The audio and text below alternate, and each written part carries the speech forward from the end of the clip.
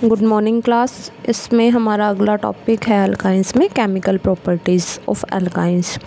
तो आपको पता ही है कि क्योंकि अल्काइन में ट्रिपल बॉन्ड एग्जिस्ट करता है कार्बन कार्बन, तो किस तरह की रिएक्शन दे सकता है ये? एडिशन।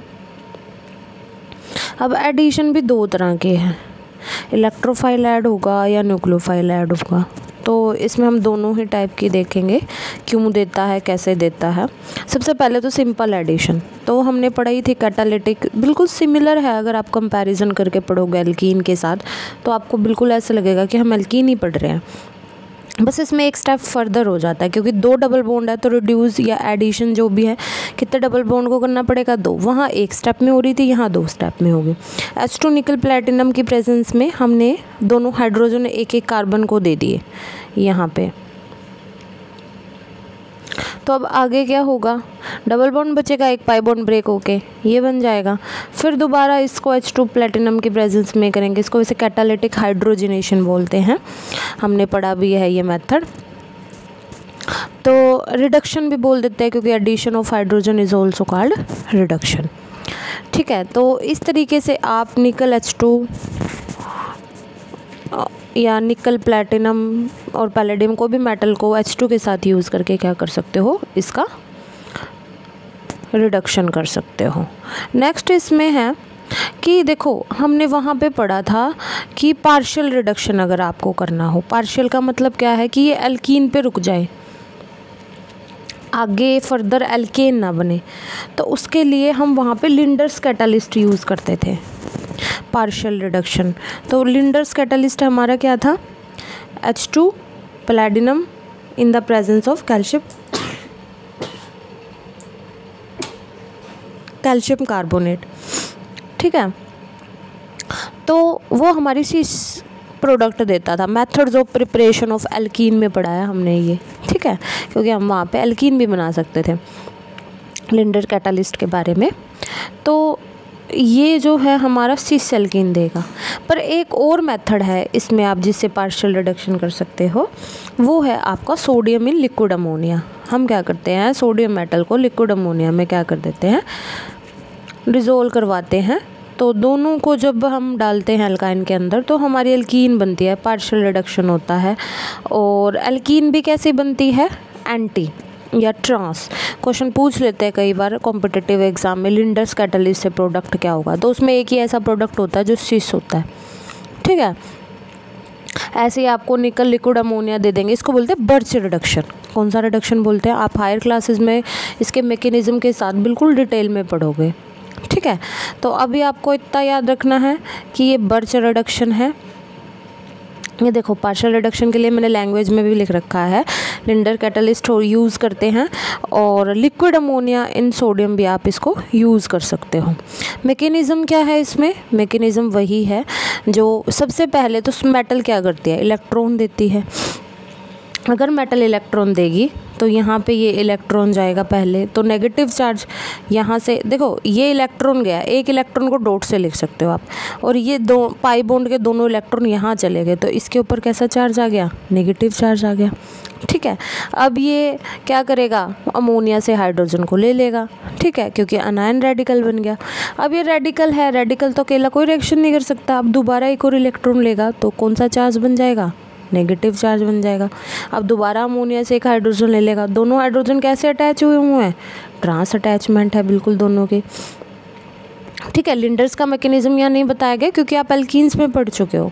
ठीक है, उसके बाद आपका अगला टॉपिक आता है इसके अंदर, इलेक्ट्रोफिलिक एडिशन रिएक्शन। सबसे पहले तो इलेक्ट्रोफिलिक में बस आपको पता है कि जो पॉजिटिवली चार्ज्ड है, ई पॉजिटिव, वो आपका ऐड होगा पहले। कोई भी कुछ भी दिया हो, हम इतने एग्जाम्पल भी देखेंगे इलेक्ट्रोफिलिक के, वहाँ पे क्या करेंगे, इलेक्ट्रोफाइल ऐड होगा, और जो इंटरमीडिएट बनता है वो कार्बोकैटायन बनता है इलेक्ट्रोफिलिक एडिशन के अंदर। जबकि आप न्यूक्लियोफिलिक करोगे तो उसमें न्यूक्लियोफाइल जब ऐड होता है तो उसमें अनायन बनता है। ठीक है, देखने का अपना अपना है नज़रिया। अब है, देखो हमने एल्कीन भी पढ़ी है और एल्काइन भी। अब ये कह रहा है कि इलेक्ट्रोफिलिक एडिशन तो वहाँ भी हो रही है और यहाँ भी। अब बताओ किस में ज़्यादा होती है? आप कहोगे मैडम ऑब्वियस है कि एल्कीन में तो एक ही पाई बॉन्ड होता है और जो अल्काइन है उसमें 2 पाई बॉन्ड है, तो यहाँ ज़्यादा होनी चाहिए और यहाँ कम होनी चाहिए। बट होता नहीं है ऐसा, होता बिल्कुल रिवर्स। जो एल्कीन होती है जिसमें 1 पाई बॉन्ड है वो तो ज़्यादा रिएक्टिव है कंपेयर टू 2 पाई वाली हमारी अल्काइन। रीज़न है इसके डिफरेंट। सबसे पहला रीज़न तो यही है कि जो दोनों की हाइब्रिडाइजेशन है, हाइब्रिडाइजेशन से हम क्या पता लगाते हैं कि जैसे कोई भी बॉन्ड है, मान लो ये हाइड्रोजन है, ये Cl है, ठीक है, मान लो इनकी जो इलेक्ट्रॉन डेंसिटी है एक यहाँ पे है, दोनों इलेक्ट्रॉन यहीं एग्जिस्ट कर रहे हैं, तो नेगेटिव यहाँ, डेल्टा पॉजिटिव यहाँ, डेल्टा नेगेटिव, एक दूसरे को बाउंड कर रहे हैं इलेक्ट्रॉन्स की वजह से, एक बॉन्ड बना हुआ है। तो हाइब्रिडाइजेशन क्या बोलती है यहाँ पे कि जो sp हाइब्रिडाइजेशन होती है, जो किसकी है, अल्काइन की, इसके अंदर जो इलेक्ट्रोनेगेटिविटी है वो ज़्यादा है। अगर किसी एटम की इलेक्ट्रोनेगेटिविटी ज़्यादा है तो उसका मतलब क्या है कि वो अपने इलेक्ट्रॉन पेयर को ज़्यादा बाउंड करके रखती है। तो अल्कीन्स की हाइब्रिडाइजेशंस sp2 है, अल्काइन की sp है, तो ये sp कर लेना, यहाँ पे sp है, ठीक है। तो जो sp हाइब्रिडाइजेशन है उसके अंदर s करैक्टर ज़्यादा है, और अगर s करैक्टर ज़्यादा है तो जो इलेक्ट्रॉन पेयर्स हैं ट्रिपल बॉन्ड के अंदर वो बहुत ज़्यादा क्लोजली हेल्ड है एक दूसरे से, जिसकी वजह से वो आसानी से अवेलेबल नहीं होते एडिशन के लिए। क्योंकि एडिशन के लिए क्या करना पड़ेगा आपको, ये पाई बॉन्ड है इसको अपने इलेक्ट्रॉन पेयर देने पड़ेंगे। देगा कौन, जिसके पास अवेलेबल होंगे।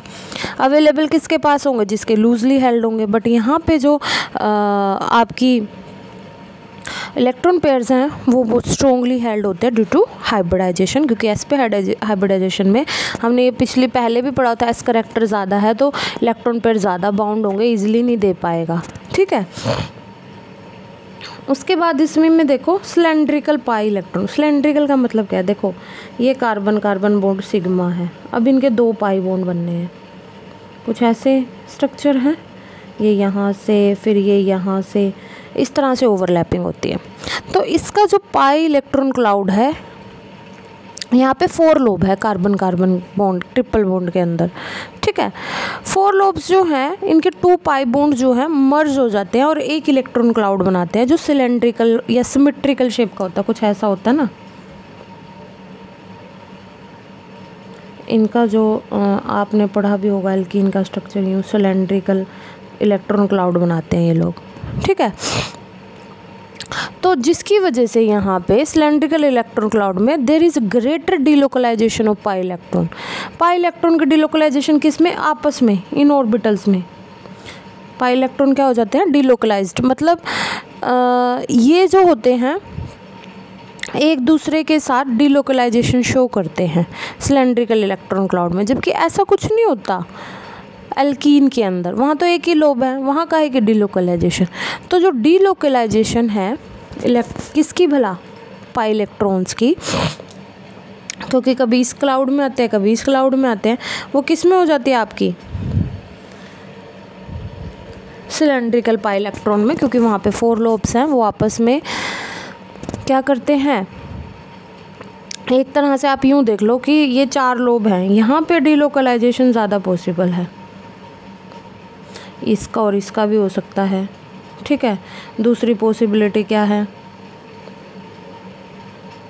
कि इन दोनों में हो जाए, फिर यहाँ पे हो जाए, ठीक है, मर्ज जो है, या फिर जो डिलोकलाइजेशन ऑफ पाई इलेक्ट्रॉन है वो sp हाइब्रिडाइजेशन हमारी जो 2 पाई बॉन्ड वाली है उसमें ज़्यादा है। तो ग्रेटर डिलोकलाइजेशन की वजह से जो आपकी अल्काइन है वो ज़्यादा स्टेबल है। हमने पढ़ा था जहाँ डिलोकलाइजेशन होगी वहाँ अवेबिलिटी कम हो जाएगी ना पाई बॉन्ड की, वो दे ही नहीं पाएगा इजीली।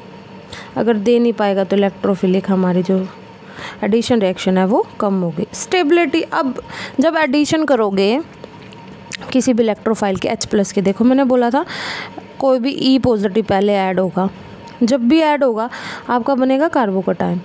ये इलेक्ट्रोफिलिक की सबसे बड़ी निशानी होती है, ठीक है, एडिशन की।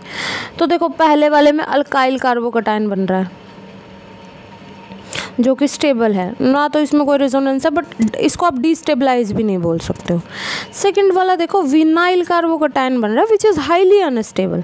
आपने पढ़ा है कि जो विनाइलिक कार्बोकटायन होता है उसमें तो रेजोनेंस भी नहीं होता, और वो हाईली क्या होता है, अनस्टेबल होता है। क्यों? क्योंकि हाइब्रिडाइजेशन देखो कार्बन की हाइब्रिडाइजेशन है ऊपर वाले में sp, यहाँ पे 2 सिग्मा है, यहाँ पे तो इसकी sp हाइब्रिडाइजेशन है, और यहाँ पे 3 सिग्मा है तो sp2 है जिसके ऊपर पॉजिटिव चार्ज है। 3 सिग्मा बन रहे हैं तो sp2 होगी। तो जो इलेक्ट्रोनेगेटिविटी sp2 में ज़्यादा होती है या sp में, तो sp में इलेक्ट्रोनेगेटिविटी ज़्यादा होने की वजह से ये जो विनाइलिक कार्बोकटायन है, क्योंकि आपकी जो स्टेबिलिटी ऑफ इंटरमीडिएट है वो हाइब्रिडाइजेशन पे भी डिपेंड करती है। कहते हैं ना कि कार्बन के ऊपर जो पॉजिटिव चार्ज है वो लेस इलेक्ट्रोनेगेटिव पे होना चाहिए, कि जैसे आप हाइब्रिडाइजेशन बढ़ा दोगे sp2 से sp बनेगी तो आपकी इलेक्ट्रोनेगेटिविटी बढ़ेगी तो पॉजिटिव चार्ज क्या हो जाता है, डिस्टेबलाइज हो जाता है, क्योंकि पॉजिटिव चार्ज तो लेस इलेक्ट्रोनेगेटिव पे ज़्यादा स्टेबल होता है। ठीक है, ये बात हमें पता है। तो ये स्टेबिलिटी की बात होगी। अब इसके एग्जांपल हैलोजन की एडिशन, आपको पता है 2 स्टेप में कर दो इस एडिशन को। x2 डालना है क्योंकि हमारे पास 2 पाई बॉन्ड हो तो जाती है, ये ऐसा नहीं बोला कि नहीं होती, बात है इसकी स्पीड की। मैकेनिज्म वही बिल्कुल सिमिलर जो हमने एल्कीन में पढ़ा था, वहाँ पे भी हमारा इस तरह का पहले क्लोरीन का कॉम्प्लेक्स बन रहा है पॉजिटिव इलेक्ट्रोफाइल वाला, फिर एक साइड से अटैक होगा, दूसरी साइड से बॉन्ड क्या हो जाएगा, ब्रेक। ठीक है, ये फर्स्ट स्टेज है, 2 स्टेप में हो रहा है तो 2 स्टेजों में हो जाएगी। ठीक है, अब एल्कीन्स कह रहा है कि as compare to alkenes alkynes are less reactive toward addition of halogen. अब ये हैलोजन के प्रति भी आपकी जो अल्काइन्स है वो लेस रिएक्टिव है। रीज़न वही 2 रीज़न है भाई, एक तो इंटरमीडिएट जो साइक्लिक हैलोनियम आयन बनता है वो अल्काइन का लेस स्टेबल बनता है, बनने में बड़ी टाइम लग जाता है उसको, जो फर्स्ट स्टेज में बन रहा है। दूसरा जो है इसका जो आपका ट्रिपल बॉन्ड कार्बन है वो sp हाइब्रिडाइजेशन है, तो उसके इलेक्ट्रॉन काफ़ी पास है, तो वहाँ पे एडिशन रिएक्शन वैसे ही कम हो रही है, जो हम पहले अभी पीछे डिस्कस कर चुके हैं। ठीक है, हाइड्रोजन हैलाइड्स। अब आपको HX दिया है, अब आपको पता है पहले एडिशन किसकी होगी, H की, क्योंकि इलेक्ट्रोफिलिक है, कार्बोकटायन बनेगा, एक X नेगेटिव, फिर X नेगेटिव उसी पॉजिटिव चार्ज वाले कार्बन पे अटैक करेगा, और आपकी पहले स्टेप में क्या बनेगी, एल्कीन बनेगी। एल्कीन से फिर दोबारा सेकंड स्टेज में आप क्या बनाओगे, एल्काइन बनाओगे। ठीक है, क्योंकि ये सिमेट्रिकल है तो कोई फ़र्क नहीं पड़ रहा कि H किस कार्बन पे जा रहा है और X किस कार्बन पे। ठीक है, तो ये हाइड्रोजन सारी रिएक्शन पढ़ चुके हैं हम। हाइपोहेलस में क्या होता है, एक पे HOCl बनता है, ये हमने पढ़ा था, एक पे तो OH जाएगा और एक पे Cl जाएगा, ये 2 स्टेप में हो जाएगी। बस यहाँ पे बात क्या है आपकी, जब दूसरी बार एडिशन होगी ना तो 2 H आ जाएंगे एक कार्बन पे, आपको पता है 2 H स्टेबल नहीं होते, यहाँ से वाटर निकल जाएगा तो एल्डिहाइड का फॉर्मेशन हो जाएगा। यही चेंज है इसमें। मैकेनिज्म बिल्कुल सिमिलर है। फर्स्ट स्टेप का आप लिख लो, दूसरे की लिखने की ज़रूरत नहीं है। कि जैसे ऊपर हमने पढ़ा था कि क्लोरीन का जो साइक्लिक हैलोनियम आयन बन रहा था वो बनेगा, उसके बाद वाटर का अटैक होगा, H+ बाहर निकल जाएगा और आपका पहला ये बनेगा कंपाउंड। फिर फर्दर करवा दोगे तो सेकंड स्टेज तो आपका कौन सा बन जाएगा, ये एल्डिहाइड वाला, उसकी ज़रूरत नहीं है। ठीक है, उसके बाद है आपका नेक्स्ट देखो वाटर की जो एडिशन होती है ना वो मर्करी ऑक्साइड की प्रेजेंस में होती है, H2SO4 और HgSO4 की प्रेजेंस में। ठीक है, कैटलिस्ट का काम करते हैं ये। कैटलिस्ट क्या करता है, रेट ऑफ रिएक्शन को बढ़ाता है। तो सबसे पहले तो ये एल्कीन के साथ कॉम्प्लेक्स बना लेता है, फिर वाटर एक साइड से अटैक करता है और मर्करी आयन दूसरी साइड चला जाता है। फिर आपका जो वाटर है, क्योंकि एसिडिक वाटर हमने H2SO4 डाल रखा है तो वहाँ से H+ ले लेगा, फिर क्या करेगा, इस मर्करी को H से रिप्लेस इनोल फॉर्म, फिर इसको टोटोमराइज कर दो, ये वाला H इधर आ जाएगा, ये CH2 बन जाएगा और ये डबल बॉन्ड ऑक्सीजन हो जाएगा। ठीक है, तो इस तरीके से आप एडिशन ऑफ वाटर भी कर सकते हो। ठीक है, नेक्स्ट देखो इसमें एसिटिक एसिड के एडिशन, तो आपको पता है यहाँ से ये H+, एक कार्बन पे H+ डाल दो और एक पे ये CH3CO नेगेटिव, तो जहाँ H+ जाएगा ये तो CH2 बन जाएगा और ये क्या बन जाएगा, OOC CH3। विनाइल एसीटेट का फॉर्मेशन हो जाएगा। ठीक है, नेक्स्ट देखो न्यूक्लियोफिलिक एक जर्नल मैकेनिज्म याद रखो कि बस जब न्यूक्लियोफाइल पहले अटैक करेगा तो न्यूक्लियोफिलिक एडिशन, अगर इलेक्ट्रोफाइल पहले अब आपको जो न्यूक्लियोफाइल क्यों दे रहा है, ये तो इलेक्ट्रॉन रिच होता है, इसके पास तो 2 पाई बॉन्ड होता है क्योंकि इलेक्ट्रोफिलिक एडिशन रिएक्शन की रिएक्टिविटी कम होती है, तो इसमें न्यूक्लियोफिलिक की होने की प्रोबेबिलिटी क्या हो गई, बढ़ गई है। तो इसमें सबसे पहले न्यूक्लियोफाइल अटैक करेगा और इसमें कैसा अनायन बनता है, और उसके बाद न्यूक्लियोफाइल के साथ जो भी आपका पॉजिटिवली चार्ज स्पीसीज प्रेजेंट होगी वो आप एग्जांपल में देखेंगे, फिर नेक्स्ट स्टेप में वो क्या हो जाएगा, ऐड हो जाएगा। ठीक है,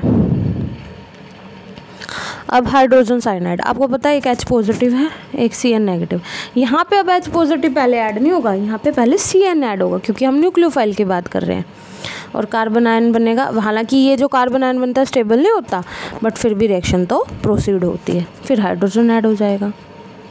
बिल्कुल सिमिलर मैकेनिज्म है।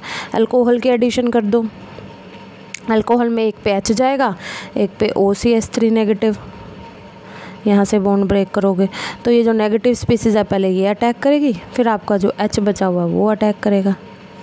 ठीक है, मैकेनिज्म बिल्कुल सिमिलर है। पॉलीमराइजेशन में क्या है, आपको पता है एसिटिलीन के जब 2 मॉलिक्यूल मिलेंगे तो उसको डाइमराइजेशन बोलते हैं। डाइमर देखो 2 मॉलिक्यूल यूज़ किए हुए हैं। इस डाइमराइजेशन में क्या होगा, विनाइल एसीटेट पॉलीमर है ये एक तरह का, जो हमारी रबड़ क्लोरोप्रीन और बनाने में यूज़ होता है, जो कि एक रबड़ है। फिर अगर 3 मॉलिक्यूल, आपने बेंजीन की मेथड्स ऑफ प्रिपरेशन में पढ़ा होगा, 3 एसिटिलीन के मॉलिक्यूल अगर मिला दोगे, हीट करोगे तो हमें क्या मिल जाती है, बेंजीन। ट्राइमराइजेशन होती है। टेट्रा भी कर सकते हो आप, उसमें 8 मेंबर्ड रिंग बन जाएगी, जितने कार्बन उतनी मेंबर्ड रिंग। ठीक है, उसके बाद है आपकी ये केमिकल प्रॉपर्टी का हाफ पोर्शन कंप्लीट है, हाफ रह गया वो हम नेक्स्ट क्लास में, उसके बाद हमारे अल्काइंस ख़त्म हो जाएंगे। Thank you so much.